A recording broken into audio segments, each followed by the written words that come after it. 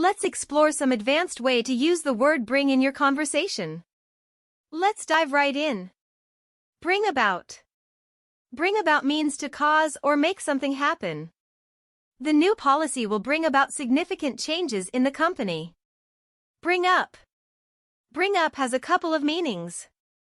One is to mention a topic in conversation, and the other is to raise a child.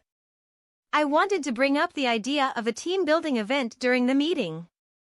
It's not easy to bring up children in today's fast-paced world. Bring down. Bring down means to reduce or cause a decrease in something. The new measures are expected to bring down the pollution levels in the city. Bring along. Bring along means to bring someone or something with you. Can you bring along your presentation slides to the meeting? Bring to.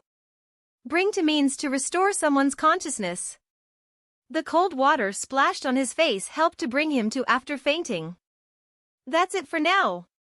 Practice using these phrasal verbs, and you'll bring a new level of fluency to your English.